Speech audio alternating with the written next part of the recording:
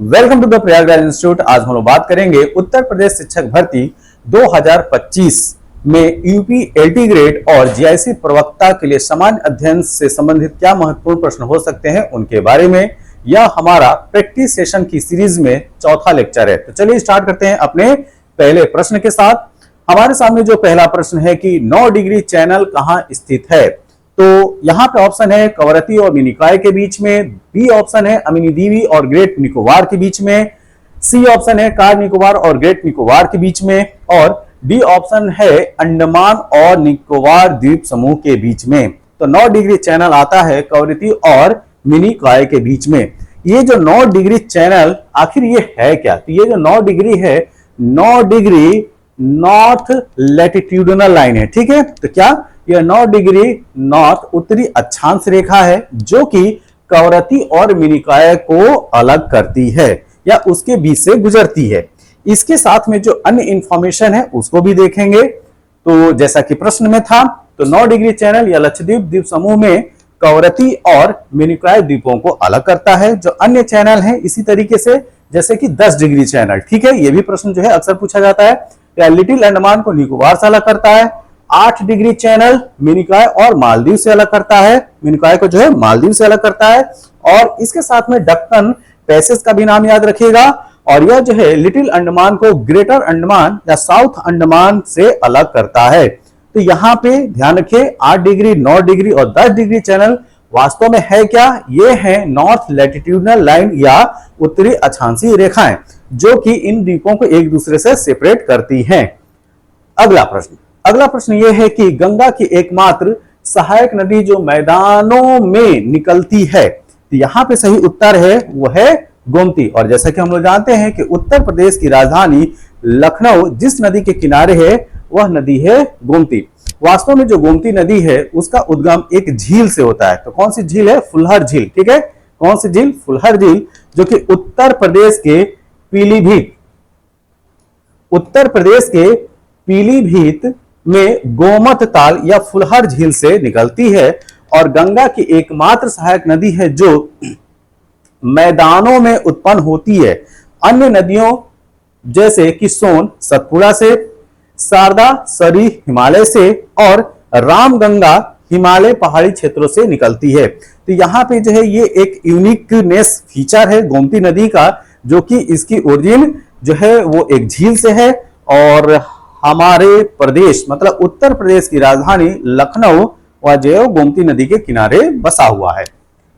अगले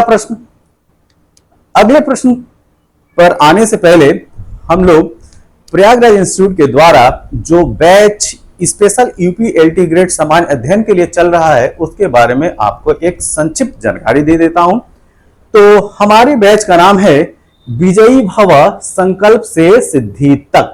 तो यह एक फुल स्टडी मटेरियल है, इसमें आपको लगभग हर चीज मिलेगा। ठीक, तो इस कोर्स में आपको मिलेगा full length study material PDF format notes में, साथ में वीडियो रिकॉर्डेड वीडियो लेक्चर, 5000 प्रश्नों का प्रैक्टिस सेट जो कि एमसीक्यू और पीवाईक्यू फॉर्मेट्स में होंगे, 50 फुल लेंथ टेस्ट, जो डिटेल एक्सप्लेनेशन है उनके साथ आपको जो 50 फुल लेंथ टेस्ट मिलेगा। और हर एक फुल लेंथ टेस्ट में जो है 30 क्वेश्चन रखा गया है, क्योंकि जैसा कि हम लोग जानते हैं कि यूपीएलटी ग्रेड में जो सामान्य अध्ययन का प्रश्न है उसमें प्रश्नों की संख्या 30 रखी गई है। ठीक है, 12 महीने का current affairs, 1 liner facts, flow chart, flash cards और माइंड मैप भी इसके साथ में आपको मिलेगा।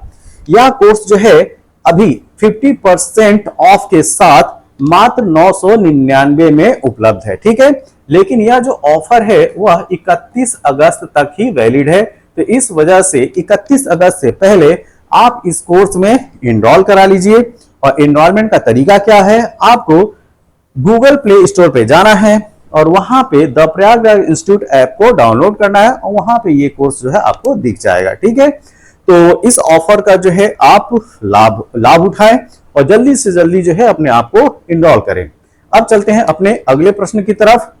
जब आईएसटी मध्याह्न रेखा पर 12 बजे हो तो 120 पूर्व देशांतर पर स्थानीय समय क्या होगा?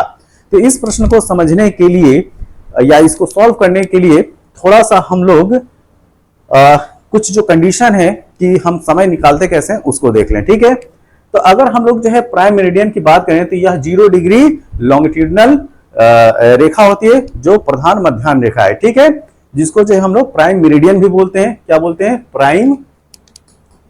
Prime meridian. ठीक है, तो जो प्राइम मेरिडियन लाइन है वह है 0 डिग्री लॉन्गिट्यूडनल लाइन, देशांतर रेखा। अब अगर आईएसटी की बात किया जाए, इंडियन स्टैंडर्ड टाइम की बात किया जाए, तो वह जो है 82.5 डिग्री ईस्ट में। ठीक है, तो आईएसटी कितने पे है? Indian standard time 82.5 degree east. और यह जो है यहां से प्राइम मेरिडियन से 5.5 घंटे जो है वो आगे ये समय रहता है। ठीक, अब प्रश्न में जो दिया गया है वह दिया गया है 120 डिग्री ईस्ट। ठीक है, कितना? 120 डिग्री ईस्ट, यहां की बात की जा रही है। ठीक है, तो जो इंडियन स्टैंडर्ड टाइम है यहां पे जो समय है वह दोपहर के 12 बजे हुए। ठीक, 12 बजे हैं दोपहर के, ये हो गया 12 PM। अब यहां पे जो स्थान है यहां पे समय आपको बताना है। तो देखिए, अगर हम लोग यहां से यहां की बात करें, ठीक है, इस लाइन तक, तो वह समय जो है कितना आगे होगा? तो ये देखिए, जैसा कि हम जानते हैं कि हमारी पृथ्वी एक चक्कर मतलब कि रोटेट होने में, घूर्णन करने में जो समय लेती है वो लेती है 24 आवर। ठीक है, कितना? तो पृथ्वी एक घूर्णन अपना कंप्लीट करती है 24 घंटे में। तो जैसा कि हम लोग जानते हैं कि एक घूर्णन करने में 360 डिग्री पृथ्वी को घूमना होता है, तो 360 डिग्री घूमने में लग गए 24 घंटे। कितना? इसमें लग गए 24 घंटे। ठीक, अब बात आती है कि 1 डिग्री, या थोड़ा भी घंटे में लेके जाते हैं। ठीक है, 1 घंटे में पृथ्वी कितना घूमेगी? ठीक, तो 1 घंटे रोटेट होने में 360 डिग्री अपॉन 24, ये हो जाएगा 15 डिग्री। मतलब कि 1 घंटे में 15 डिग्री जो है वो रोटेट होती है। ठीक, अब बात आती है कि 1 डिग्री पृथ्वी को रोटेट होने में कितना समय लगेगा? तो इसके लिए करना क्या है? 1 घंटा, तो 1 घंटे को मैं 60 मिनट लिख सकता हूं। तो यहां पे मैंने लिख दिया 60 मिनट। 60 मिनट में 15 से भाग दे देते हैं, तो ये हो गया कितना? 4 मिनट। ठीक, इसका मतलब कि पृथ्वी को 1 डिग्री घूमने में कितना मिनट लगेगा? 4 मिनट लगेगा। तो इस चीज को याद रखिएगा। ठीक, और 1 घंटे में कितना समय लग रहा है? 1 घंटे में कितना घूम रही है? 15 डिग्री। तो जो आपको याद रखना है इस प्रश्न को, या इस तरीके के जो प्रश्न होंगे उनको सॉल्व करने के लिए, वो क्या याद रखना है कि पृथ्वी 1 घंटे में कितना डिग्री घूमती है? 15 डिग्री। अगर 1 डिग्री घूमना हो पृथ्वी को तो कितना समय लगेगा? वो लगेगा 4 मिनट। तो ये जो 2 बातें हैं वो याद रखिए। ऐसे प्रश्नों को हम लोग जो है सॉल्व करते चले जाएंगे। ठीक है, अब आइए यहां पे जो बात की जा रही है कि 120 डिग्री ईस्ट पे, ईस्ट लॉन्गिट्यूडनल लाइन पे समय क्या होगा? ठीक, तो अगर हम लोग यहां से बात करें, ठीक, 0 डिग्री प्राइम मेरिडियन से, तो यह जो समय होगा वह कितना आगे होगा? क्योंकि चूंकि ईस्ट की बात है तो ईस्ट में जो है सूर्य जो है पहले दिखेगा, तो वहां पे समय क्या आगे चलेगा। ठीक, तो यहां पे जो समय आगे होगा 120 डिग्री बटे 15 कर लीजिए, क्योंकि 1 घंटे में 15 डिग्री घूमती है, तो 120 डिग्री घूमने में पृथ्वी को कितना समय लग गया होगा? तो वो होगा 8 घंटे। ठीक, तो यहां से निकल गया 8 घंटे। इसका मतलब कि यहां से यहां तक का जो समय होगा वो 8 घंटे आगे चलेगा। ठीक है, 8 घंटे आगे चलेगा। अब देखो, जब यहां ये वाला जो है, जो इंडियन स्टैंडर्ड टाइम है, ये जो कि 82.5 डिग्री पे है, तो 82.5 डिग्री ईस्ट वाला जो लाइन है वह जो है 5.5 घंटे आगे होके 12 बज रहे हैं। ठीक है, तो 8 घंटे आगे होके यहां पे क्या बचेगा? तो आपको क्या करना है कि ये जो 5.5 घंटा है उसको 8 घंटे में से निकाल लीजिए, तभी तो ये जो है टाइम इसमें निकलेगा ये। ठीक, तो इसी को निकालना है हमें।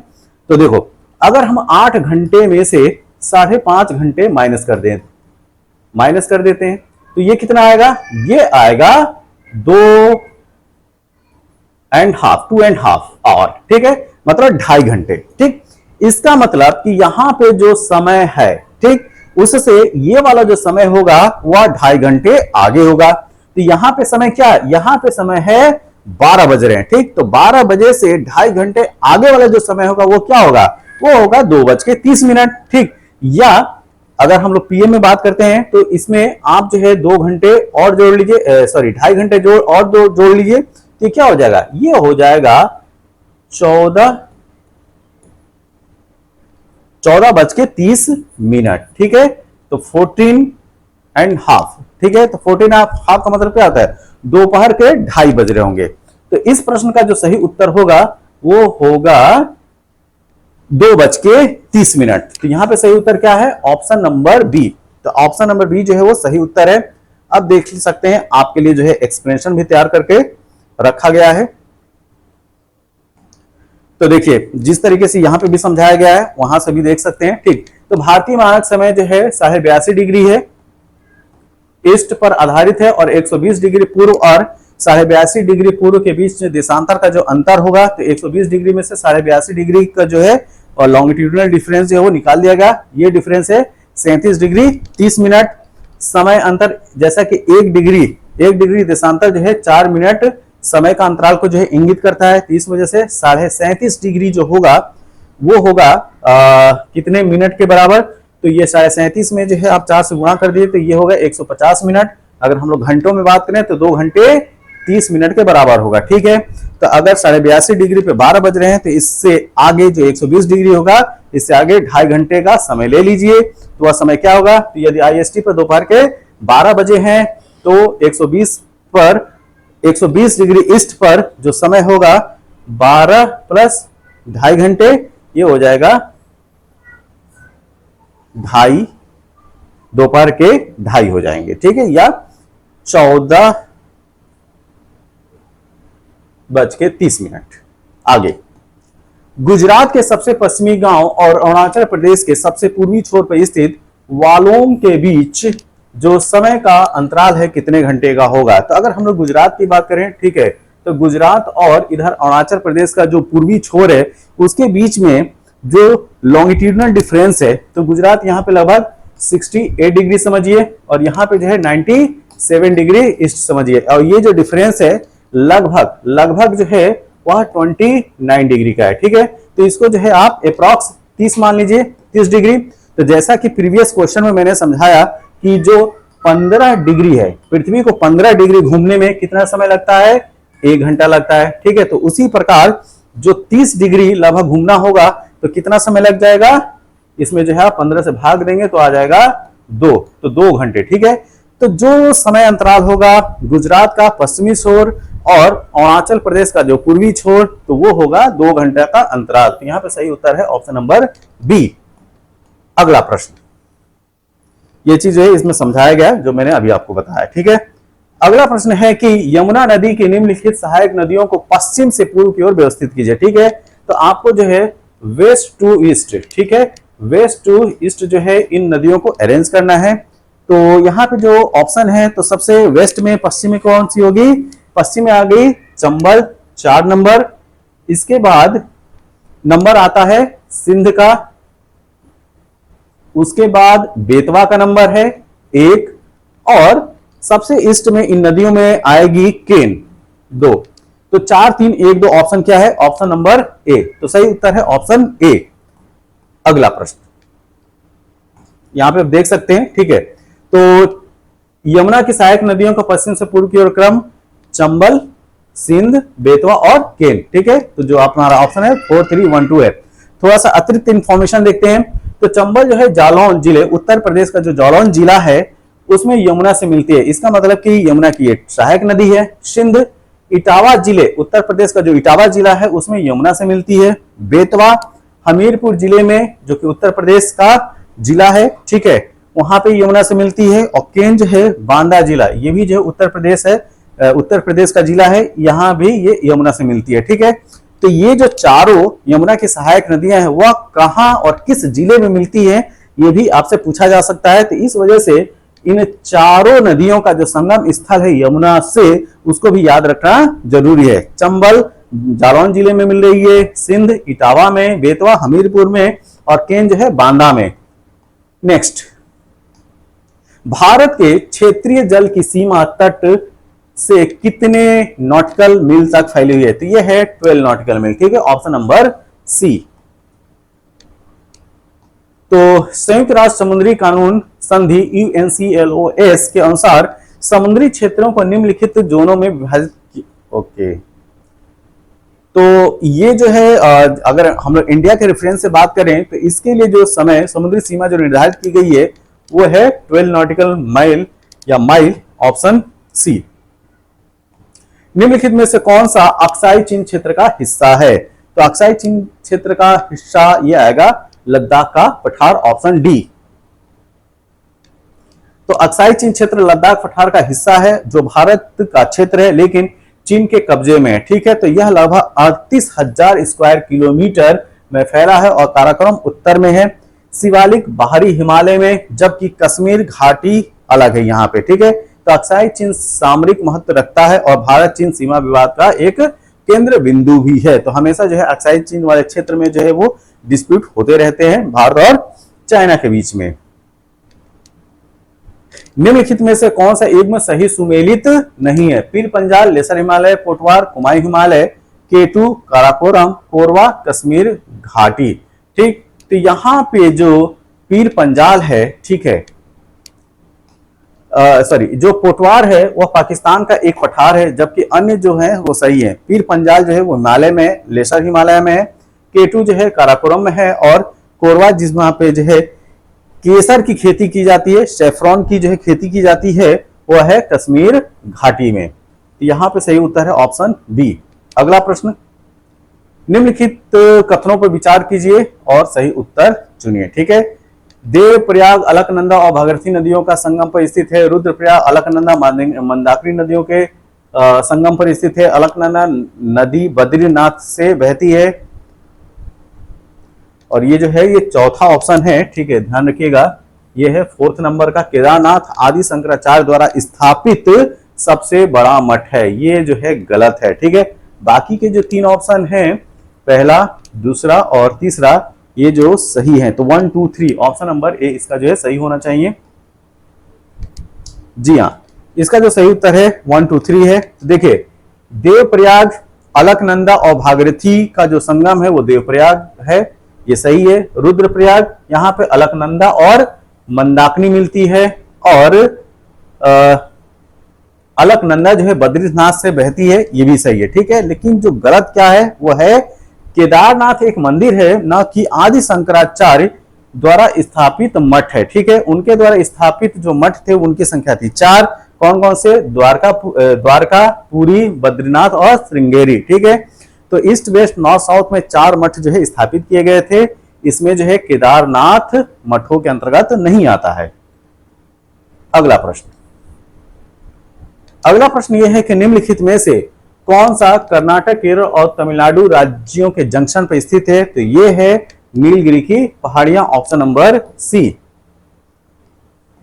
तो नीलगिरी की पहाड़ियां कर्नाटक, केरल और तमिलनाडु के जंक्शन पे है। डोडा बेट्टा जिसकी हाइट जो है 2637 मीटर है, इसकी सबसे ऊंची चोटी है और तोड़ा नहीं है, ये टोडा है, ठीक है। टोडा, जो टोडा ट्राइब है वह यहीं पे निवास करती है और टोडा ट्राइब की खासियत क्या होती है? यहाँ पे बहुपति प्रथा पाई जाती है, पॉलीएंड्री कंडीशन पाई जाती है।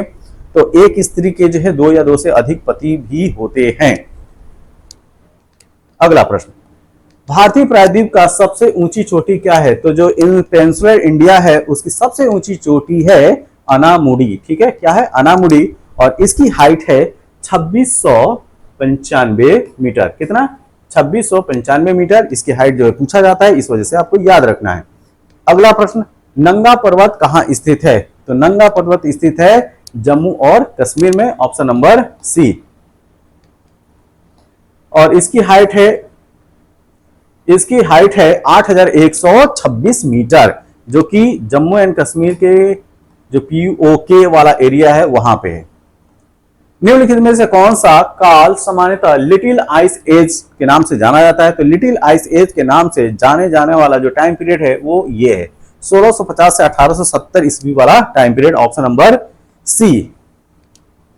तो लिटिल आइस एज 1650 से 1870 ईस्वी का काल है और यह मध्य युगीन वार्म पीरियड के बाद आता है। ठीक है, तो मिडिल वार्म पीरियड के बाद जो आता है एक छोटा सा टाइम स्पैन है जो आइस एज के नाम से जाना जाता है, लिटिल आइस एज के नाम से जाना जाता है।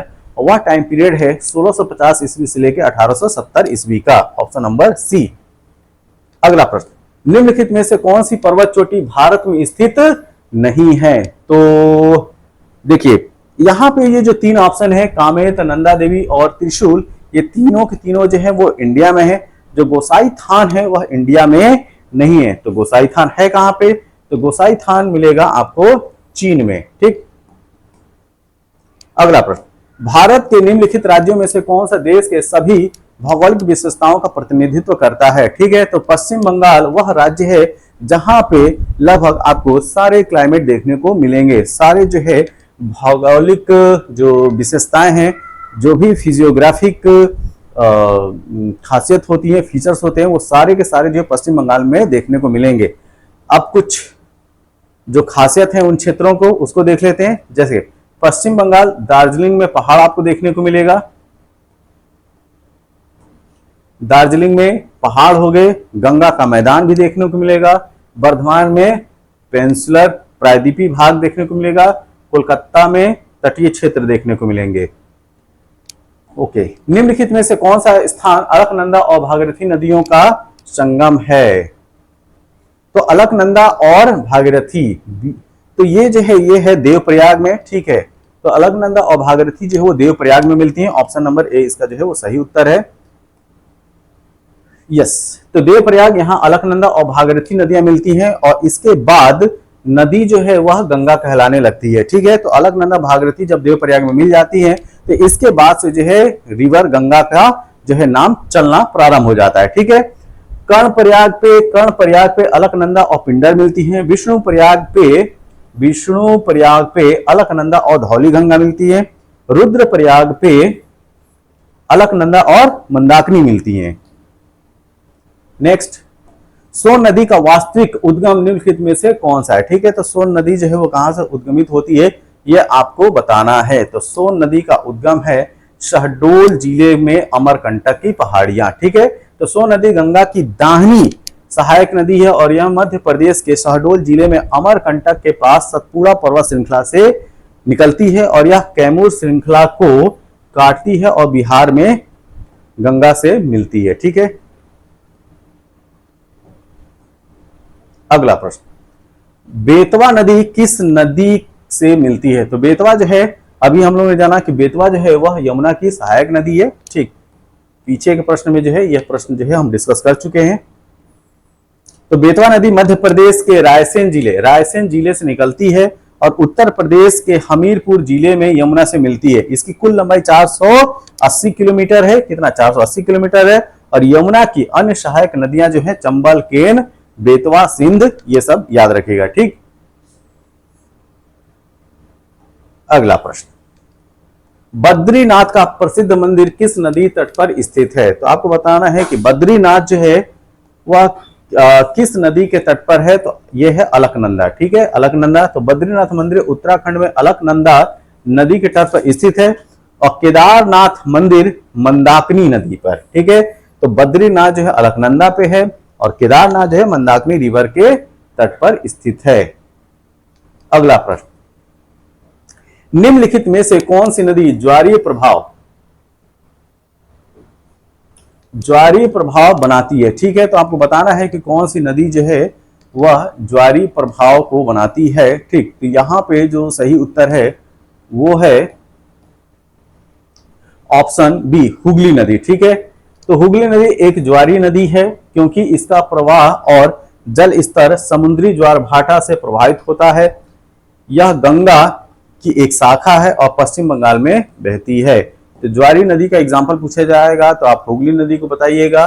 ठीक, निम्नलिखित में से कौन सा मैंग्रोव क्षेत्र गोदावरी नदी के डेल्टा में स्थित है? तो गोदावरी नदी के डेल्टा में जो स्थित है वो है कोरिंगा।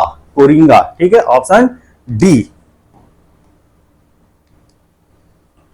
तो कोरिंग मैंग्रोव क्षेत्र जो है गोदावरी नदी के डेल्टा में आंध्र प्रदेश में स्थित है और यह भारत का दूसरा सबसे बड़ा मैंग्रोव क्षेत्र है जो कि सुंदरवन के बाद आता है। ठीक, नेक्स्ट, निम्नलिखित में से कौन सी नदी कृष्णा की सहायक नदी नहीं है? तो दिए गए ऑप्शन में जो कृष्णा की सहायक नदी नहीं है वो है तेल। तेल जो है वो कृष्णा की सहायक नदी नहीं है। इसके अलावा भीमा, दोनी और तुंगभद्रा जो है वह कृष्णा की सहायक नदी है, और तेल जो है वह महानदी की सहायक नदी है। ठीक है, तो कृष्णा नदी महाराष्ट्र के महाबलेश्वर सह्याद्री से निकलती है और इसकी कुल लंबाई 1400 किलोमीटर है। कितना है? 1400 किलोमीटर है। और इसकी प्रमुख सहायक नदियां में कोयना, तुंगभद्रा, पंचगंगा, दूधगंगा, घाटप्रभा, मालप्रभा, मूसी और भीमा है। ठीक है, तेल नदी जो है वह महानदी की सहायक नदी है, न कि कृष्णा की। अगला प्रश्न, निम्नलिखित में से कौन सा नदी बेसिन क्षेत्रफल की दृष्टि से सबसे बड़ा है? तो दिए गए ऑप्शन में सबसे बड़ा जो बेसिन एरिया है वो है महानदी का, ऑप्शन नंबर सी।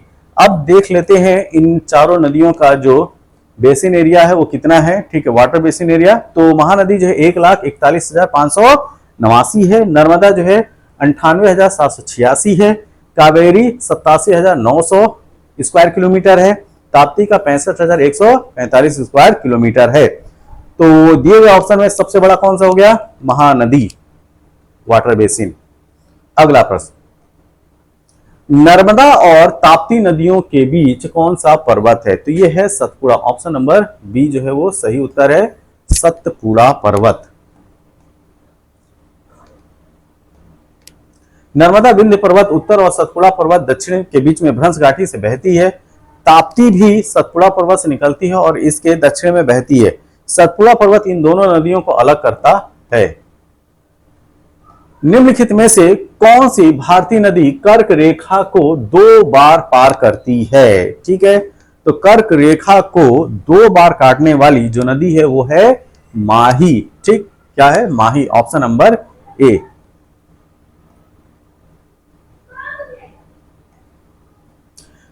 तो माही नदी मध्य प्रदेश के विंध्य पर्वत से निकलती है और अरब सागर में खंभात की खाड़ी में गिरती है और यह कर्क रेखा को 2 बार पार करती है।